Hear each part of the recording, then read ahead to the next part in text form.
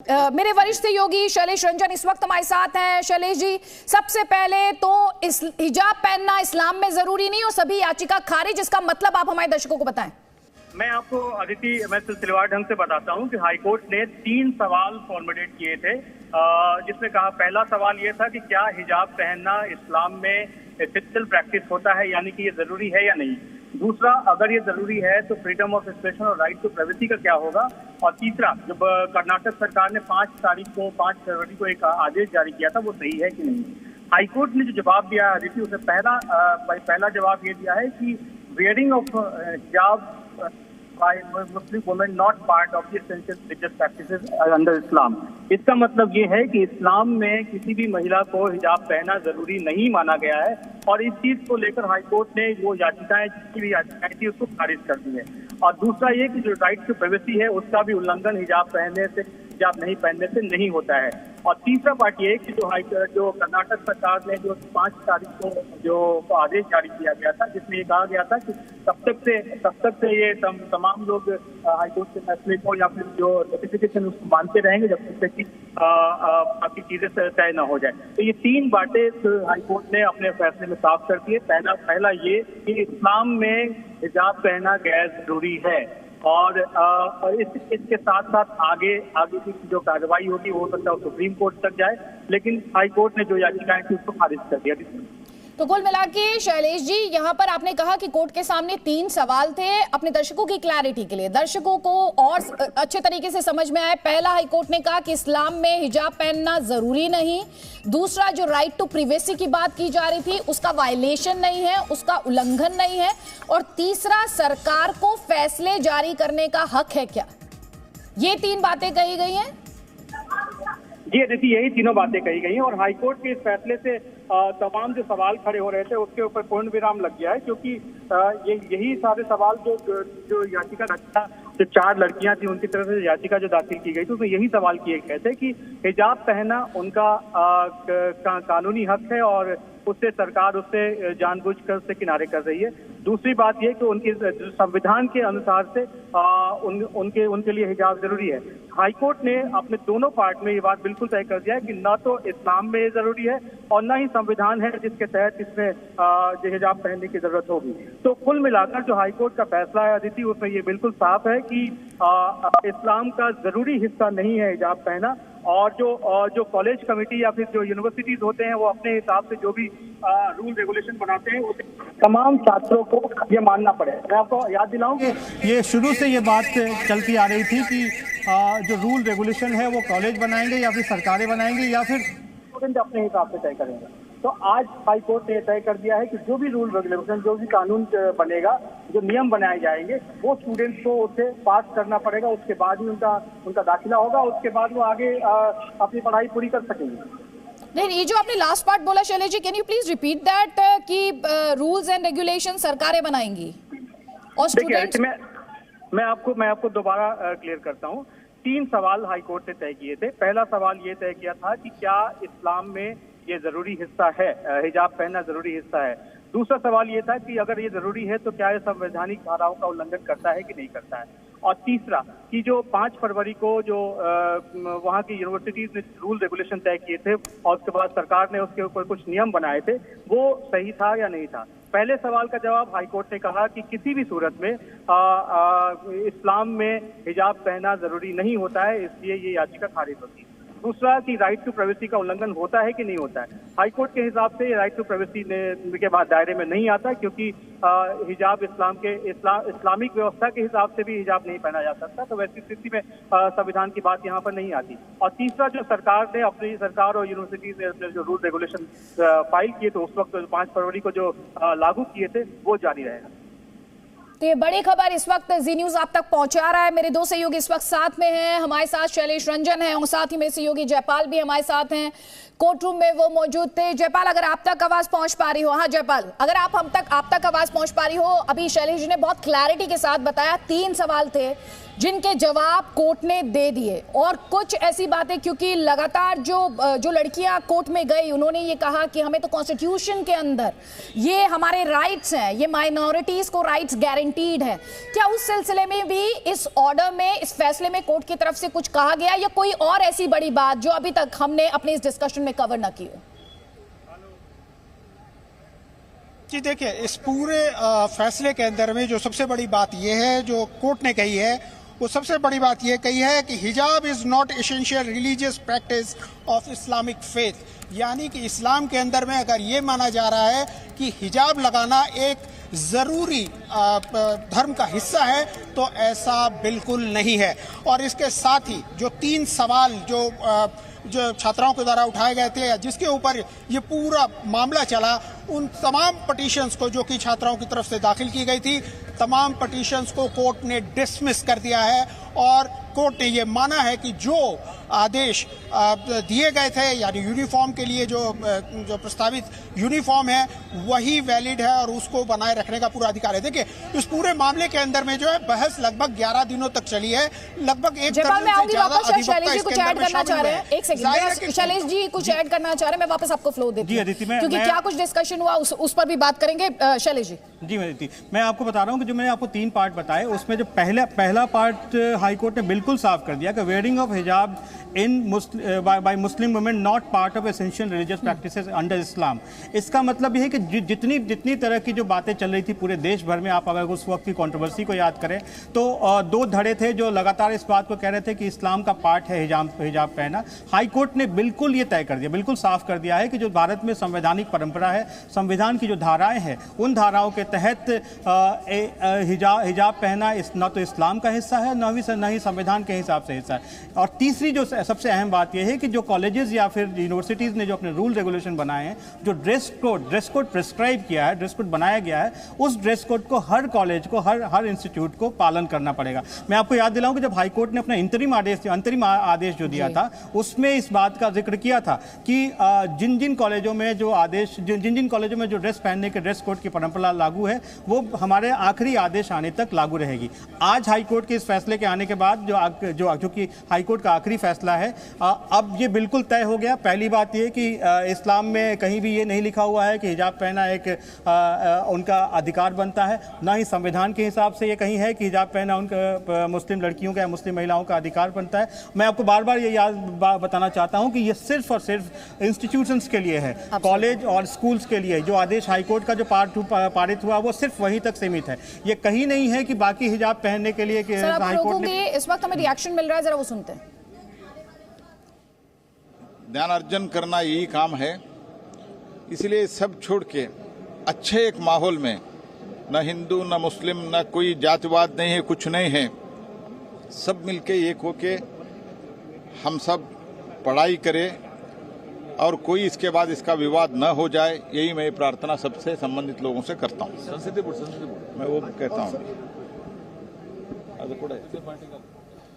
आज तो केंद्रीय मंत्री कह रहे हैं कि अब इससे आगे बढ़ा जाए और इस विवाद से आगे बढ़ने का वक्त आ गया। मेरे दो सहयोगी लगातार साथ में, हम आपको ये भी बता रहे हैं, हिजाब विवाद पर कर्नाटक हाईकोर्ट का फैसला आ गया है। सरकार के पास हिजाब जो ड्रेस कोड है उसको डिसाइड करने की पूरी पावर है और सीधे मतलब है जिस तरह से याचिकाओं को खारिज किया गया है, जैसे कि मेरे सहयोगी शैलेश जी बता रहे हैं। शैलेश जी, आपने अभी एसेंशियल रिलीजियस प्रैक्टिस का जिक्र किया और साफ कहा गया कर्नाटक हाईकोर्ट द्वारा कि एक एसेंशियल रिलीजियस प्रैक्टिस नहीं है, क्योंकि अगर हम जाएं, जिस तरह से आपने 2 धड़ों का जिक्र किया, उस दौरान एक बड़ी दलील ये भी दी गई, जब देश में सिखों को पगड़ी का अधिकार है तो फिर मुस्लिम लड़कियों को हिजाब का अधिकार क्यों नहीं है? और तब बड़ा सवाल यही था एसेंशियल रिलीजियस प्रैक्टिस। इसे भी कर्नाटक हाई कोर्ट ने सेटल कर दिया है। देखिए, बिल्कुल ये सेटल कर दिया। मैं आपको पहले से इस बात को याद दिलाऊं कि जब ये हाई कोर्ट में जो पूरा मामला 11, जैसा जयपाल ने कहा, 11 दिन तक ये मामला चला था, हर बार इसी बात को लेकर दलील दी जाती रही कि ये एक इंटीग्रल पार्ट है,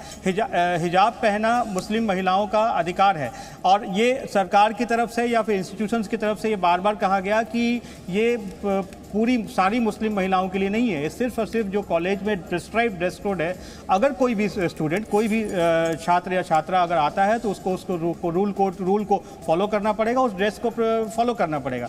और इस चीज़ को संवैधानिक व्यवस्था बनाते हुए दूसरी पार्टी लगातार कोशिश ये करती रही कि किसी तरीके से संविधान के अंदर में मामला जाए और फिर वो लार्जर बेंच को जाए। मैं अभी भी बता रहा हूँ कि ये मामला अब चैलेंज होगा, चैलेंज होने के बाद सुप्रीम कोर्ट में आएगा, हो सकता है सुप्रीम कोर्ट में दोबारा वो सुनवाई शुरू हो। लेकिन हाई कोर्ट ने जो मामला जो पॉइंट सेटल किया है आज की तारीख में, वो ये सेटल किया है कि इंटीग्रल पार्ट नहीं है, यानी कि अभिन्न हिस्सा जिसे कह सकते हैं कि मुस्लिम लड़कियों का हिजाब पहनकर स्कूल जाना या कॉलेज जाना एक इंटीग्रल पार्ट इस्लाम में नहीं है। दूसरा, संविधान की धाराओं का उल्लंघन नहीं करता है। और तीसरा, किसी भी राज्य सरकार को या केंद्र सरकार को अपना रूल रेगुलेशन बनाने का अधिकार है, चाहे वो इंस्टीट्यूशंस हो या फिर स्वायत्त संस्थाएं हो। क्योंकि बीच में जब हाईकोर्ट की सुनवाई चल रही थी तो ये भी सवाल खड़े हुए थे कि ये सिर्फ उसी इंस्टीट्यूट के लिए लागू हुआ है जिस इंस्टीट्यूट में ये मामला शुरू हुआ, तो उडुपी की जगह से ये शुरू हुआ, तो वही के लिए हाईकोर्ट ने इसको क्लैरिफाई किया था कि नहीं, ये पूरे कर्नाटक राज्य में लागू है। और आज का ये फैसला बिल्कुल साफ हो गया है कि पूरे कर्नाटक में अगर कोई इंस्टीट्यूशन, या वो स्कूल हो या कॉलेज हो या फिर स्वायत्त संस्थाएं अगर कोई इंस्टीट्यूशन चलाती हो, तो वहां पर हाई कोर्ट का ये फैसला लागू होगा। मैं आपको बताऊं कि ये सिर्फ अभी हाई कोर्ट का ऑपरेटिव पार्ट है। आपसे थोड़ी देर बाद में जजमेंट की पूरी कॉपी जब आएगी, उसमें पढ़ने के बाद ये भी तय होगा कि हाई कोर्ट के फैसले में और कौन कौन सी बड़ी बातें कही गई हैं जिसको लेकर दोनों पार्टियों की तरफ से जिक्र किया गया था। और तीसरी जो सबसे अहम बात होगी अदिति, कि क्या दोनों पार्टियां इस फैसले से संतुष्ट हैं।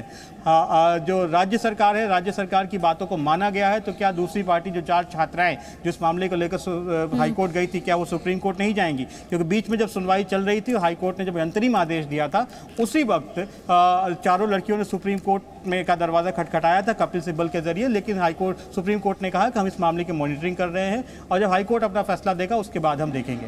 तो ये सारी संभावनाएं यहाँ से खुली हुई हैं अदिति। बिल्कुल संभावनाएं खुली हुई हैं। और जैसा कि आपने खुद ही ये बात हाईलाइट की और दर्शकों का ध्यान उस ओर ले गए कि कैसे कांग्रेस पार्टी द्वारा जो था वो इस मामले को सुप्रीम कोर्ट में उठाने की कोशिश की गई थी।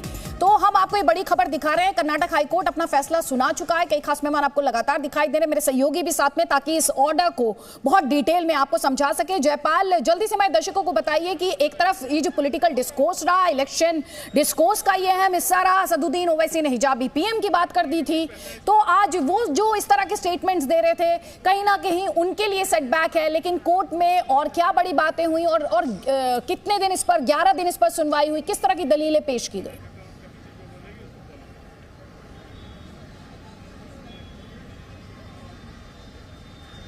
जयपाल, एक बार अपना प्रश्न फिर दोहराएं अदिति। जयपाल, मैं आपसे समझना चाह रही हूँ कि 11 दिन की सुनवाई, किस तरह की दलीलें इसमें पेश की गई। जाहिर तौर पर एसेंशियल रिलीजियस प्रैक्टिस नहीं है हिजाब, ये कोर्ट द्वारा स्पष्ट कर दिया गया। कॉन्स्टिट्यूशन को लेकर भी क्लैरिटी दी गई और साथ ही जो राइट्स हैं उनको लेकर भी, जो एजुकेशनल इंस्टीट्यूशंस हैं उन राइट्स को लेकर भी क्लैरिटी यहाँ पर कर्नाटक हाईकोर्ट द्वारा दी गई है। लेकिन कोर्ट में मामला किस तरह से दलीलें पेश की गई दोनों पक्षों द्वारा, अगर संक्षेप में आप हमारे दर्शकों को यहाँ पर बता पाएं। जी बिल्कुल अदिति, देखिए इस पूरे मामले के अंदर में जो सुनवाई हुई है उसके अंदर में जो फोकस रहा है वो आर्टिकल 25 के ऊपर में रहा है। यानी कि आर्टिकल 25 फ्रीडम ऑफ एक्सप्रेशन जो कि आपको है, और किसी भी व्यक्ति को इस देश के अंदर में अपने इच्छा से किसी भी धर्म को चुनने का अधिकार है, किसी भी तरह के कपड़े पहनने का अधिकार है। ये सारी बातें हैं। जो बहस का मुद्दा का विषय रहा वो आर्टिकल 25 के इर्द गिर्द घूमता रहा। लेकिन इसके अंदर में एक जो सबसे बड़ी बात मेरे को समझ में आती है वो है जो अधिवक्ता एसएस नागानंद के द्वारा आर्टिकल 17 का जिक्र किया जाना।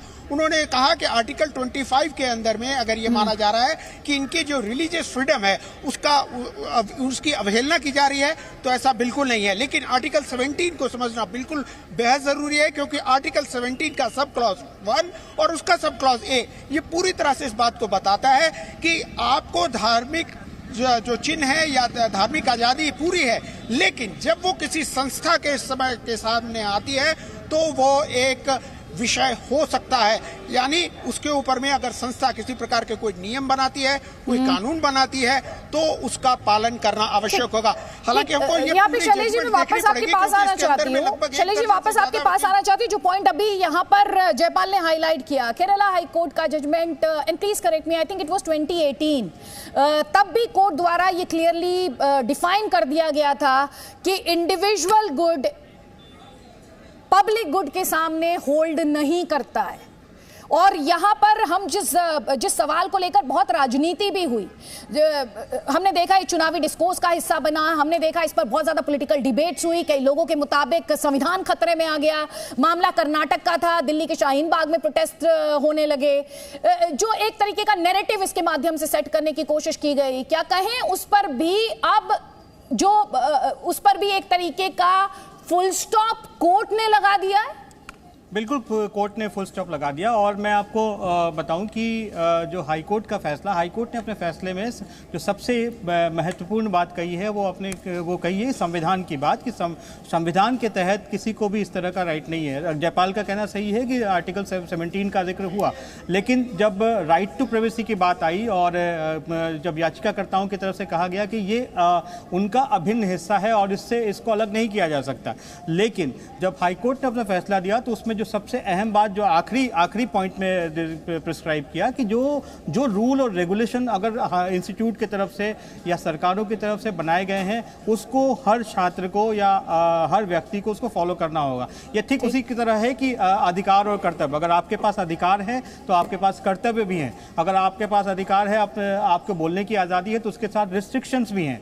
तो यही चीज़ हाई कोर्ट ने डिफाइन किया है कि आपके पास हो सकता है अधिकार हो हिजाब पहनने का, लेकिन जब आप इंस्टीट्यूशन में जाते हैं या फिर आप पढ़ाई करने के लिए जाते हैं तो वहाँ का जो रूल रेगुलेशन है, वहाँ के जो नियम कायदे हैं, उसको आपको ज़रूर से ज़रूर फॉलो करना पड़ेगा। उसमें आपके लिए कहीं बचाव का रास्ता नहीं है और आप ये नहीं कह सकते कि मेरे इस्लाम का प्रैक्टिस है इसलिए मैं हिजाब पहन के इंस्टीट्यूट में जाऊँगी।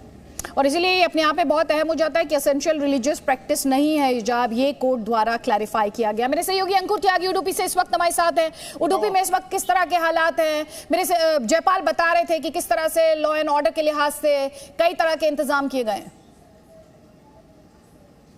देखिए, जो सबसे पहला इंतजाम किया गया है वो तो बच्चों को, ये पहले तो मैं आपको स्कूल दिखाऊंगा जहां से इस पूरे विवाद की शुरुआत होती है। यही वो उडुपी का गर्ल्स स्कूल है जहां से ये पूरा विवाद शुरू होता है। फरवरी का महीना था और 9 फरवरी को जो 5 छात्राएं हैं इसी स्कूल के पढ़ी हुई, वो इस पूरे मामले को लेकर हाईकोर्ट में अपनी याचिका है वो दाखिल करती हैं और पूरा मामला हिजाब को लेकर होता है, क्योंकि जो छात्राओं का कहना था कि उनका धर्म का अनिवार्य हिस्सा है हिजाब पहनना, वो पहले भी पहनते आए हैं और अभी भी लगातार पहनते रहेंगे।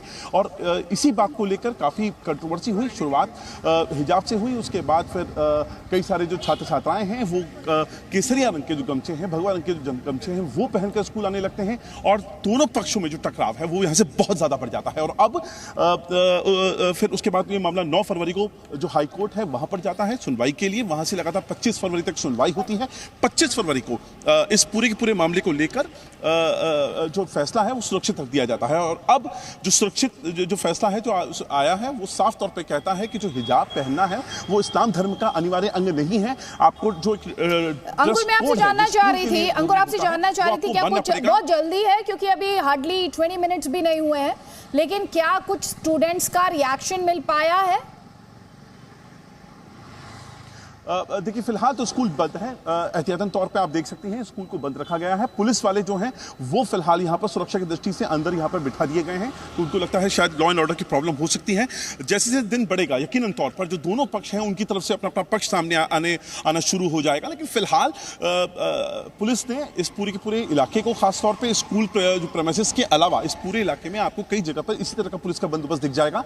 पुलिस को लगता है कि कहीं ना कहीं लॉ एंड ऑर्डर की प्रॉब्लम हो सकती है, इसीलिए फिलहाल छात्र शैलेश जी, हमने देखा एक बड़ी बहस रही हिजाब, जैसा कि मैंने पहले भी कहा, चाहे वो पॉलिटिकल पार्टीज की पोल पिच रही हो, चाहे वो पॉलिटिकल डिस्कोर्स रहा हो, आरोप प्रत्यारोप, जानबूझकर इस मामले को तूल देने की कोशिश की जा रही है।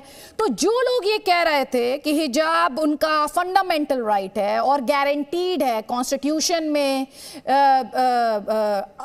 आर्टिकल 25 ऑनवर्ड्स, जो माइनॉरिटीज को के राइट्स गारंटीड है, जो ये दुहाई दे रहे थे, जो संविधान को खतरे में बता रहे थे, जो संविधान के साथ कॉम्प्रोमाइज की बात कर रहे थे, जो कह रहे थे कि हिजाबी पीएम देश को मिलेगा, उन सब के लिए इसे क्या सेटबैक के तौर पर ना देखा जाए? देखिए, सेटबैक और राजनीतिक चीज़ें बिल्कुल अलग हैं, लेकिन जब मैं आपको बताऊं कि हाईकोर्ट में जो सुनवाई होने के लिए गई थी, वहाँ वो मामला पहुंचा कैसे? वहाँ 5 में से 4 लड़कियों ने हाईकोर्ट का दरवाज़ा खटखटाया और कहा कि ये इस्लाम का जो रिलीजियस प्रैक्टिसेस है, वो आप शब्दों पर ध्यान दीजिए, रिलीजियस प्रैक्टिसेस, उसके हिसाब से ये जो रूल रेगुलेशन बनाए गए हैं और वो उसका उल्लंघन करता है, लिहाजा हमें हिजाब पहनकर स्कूल या कॉलेज में जाने की इजाज़त दी जाए। ये मामला सुनवाई होते होते 11 दिन की सुनवाई के बाद जब हाईकोर्ट का फैसला रिजर्व हुआ, उस वक्त भी दोनों पार्टियों की तरफ से यही बातें कही जाती रही। और जो जयपाल ने कहा, उसमें एस नागानंद का जो स्टेटमेंट था वो बहुत बारीकी से वो बुना गया था, जिसमें एक बात उन्होंने ये भी कही थी कि अगर मान लीजिए कहीं पर अजान हो रहा हो और एक व्यक्ति ड्राइव कर रहा हो, वो गाड़ी क्या सड़क पर खड़ी करके और वो नमाज के लिए चला जाए और उसके बाद फिर उस दौरान में क्या ट्रैफिक पुलिस वाला उसको रोकेगा नहीं? क्या ये इस्लाम का रिलीजियस प्रैक्टिस का एब्सोल्यूट राइट है या नहीं है? ये तमाम बातें उस दौरान में हुई थी। और उसके बाद हाईकोर्ट ने जो फैसला दिया है, उसमें मैं आपको बार बार एक ही पॉइंट पर लेकर जाना चाहता हूं कि एक है इस्लाम में रिलीजियस प्रैक्टिसेस, जो कि आपको पर्सनल लॉ में जाएगा, और दूसरा जो कि संवैधानिक धाराओं के हिसाब से क्या ये सही था या नहीं था। सरकार रूल रेगुलेशन बनाने के बाद तीसरे पार्ट में आती है, जो कि छोटी बात है। भारत का जो संविधान है वो हर व्यक्ति को गारंटी देता है अपने बोलने की आज़ादी, अपने पहनने की, पढ़ाई करने की आज़ादी देता है, लेकिन उसके साथ साथ रिस्ट्रिक्शंस भी हैं। आर्टिकल 19 यानी कि अनुच्छेद 19 के तहत अगर आप जाएं तो पहले पार्ट के बाद बाकी जो अनुच्छेद के जो मुख्य बिंदु हैं, उसमें ये बात बिल्कुल साफ कहा गया है कि आपके पास बोलने की आज़ादी तो है, लेकिन उसमें भी रिस्ट्रिक्शन है। आपके पास पहनने की आज़ादी तो होगी, उसमें भी रिस्ट्रिक्शंस हैं। और यहाँ जब कोई भी इंस्टीट्यूशन या फिर कोई भी कॉलेज, स्कूल अपने ड्रेस कोड बनाता है, अपने हिसाब से ड्रेस को प्रिस्क्राइब करता है, तो वो हर व्यक्ति को पहनना होगा, इर्रिस्पेक्टिव ऑफ रिलीजन, चाहे हिंदू हो, मुस्लिम हो, सिख हो, ईसाई हो। इसमें किसी भी धर्म विशेष को छूट नहीं दी जा सकती। ये हाईकोर्ट के इस फैसले से बिल्कुल साफ हो गया है, और ये पहले भी सुप्रीम कोर्ट ने कई बार अपने जजमेंट से इस बात को क्लैरिफाई किया है। जो केरला हाईकोर्ट के फैसले को आपने जो जिक्र किया था, 2018 का फैसला था, उसमें भी इसी बात को लेकर था कि क्या एक स्टूडेंट अपने हिसाब से अपने ड्रेस कोड में जा सकता है। तो ये एक संविधान की जीत है। हाईकोर्ट के इस फैसले को आप संविधान की जीत के हिसाब से दे सकते हैं कि ये देश जो है वो संविधान से गवर्न होता है और उसी के हिसाब से चलेगा। बार बार ये सवाल खड़े होते रहे हैं अदिति कि क्यों नहीं इस देश में यूनिफॉर्म सिविल कोड हो।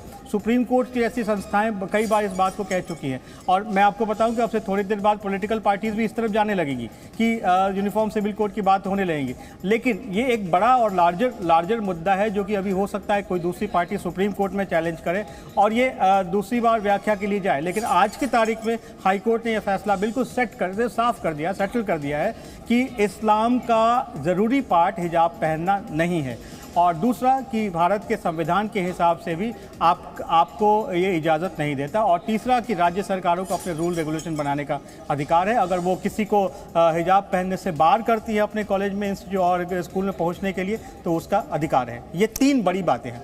बिल्कुल, ये 3 बड़ी बातें हैं। शैलेश जी आप रहिए हमारे साथ, जयपाल भी लगातार हमारे साथ है। जयपाल, ये डिटेल्ड ऑर्डर कितनी देर में एक्सपेक्टेड है, और वो कौन सी बातें हैं जो सुनवाई के दौरान आप चाहेंगे आज बहुत ज़्यादा रेलेवेंट हो जाती हैं, या दलीलें जिनमें आज जिन्होंने अपना ग्राउंड होल्ड किया और जो हाईकोर्ट है उसने ये फैसला सुनाया? इसे देखिए अदिति, इस पूरे मामले को अगर हम देखें तो इस पूरे मामले में दोनों पक्षों की ओर से देश के बड़े बड़े अधिवक्ता शामिल हुए हैं। उनकी संख्या अगर कुल मिलाकर के देखी जाए तो 1 दर्जन से ज़्यादा है। दलीलें सबकी तरफ से दी गई हैं। 11 दिनों की सुनवाई चली। कुछ ऐसी पिटीशंस भी थी जो इंटरवेनर पिटीशंस थी, जिसके लिए हाईकोर्ट ने एक रिटन में उनसे मांगा कि वो अपनी लिखित में वो दें, क्योंकि कोर्ट के पास इतना वक्त नहीं है कि वो इतने ज़्यादा दिन इस एक मामले पे दे पाए।